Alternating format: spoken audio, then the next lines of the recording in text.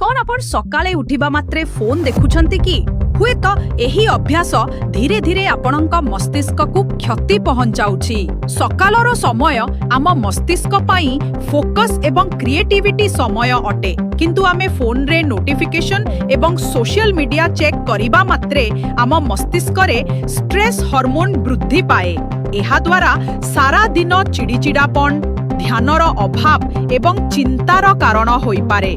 Expert का कहिबा अनुजाई उठिबा परे अति कमरे 30 मिनिट परे फोन यूज करिबा उचित। एही समय मध्यरे पानी पियंतु, किछि हालुका एक्सरसाइज करंतु किंबा किछि समय पाई चुपचाप बसी रुहंतु।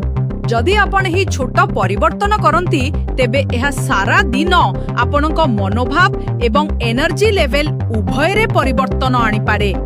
एही भली इन्फॉर्मेटिव वीडियो पाई आम चैनल को सब्सक्राइब करिबा सहित वीडियो को लाइक एवं शेयर करि नियंतु।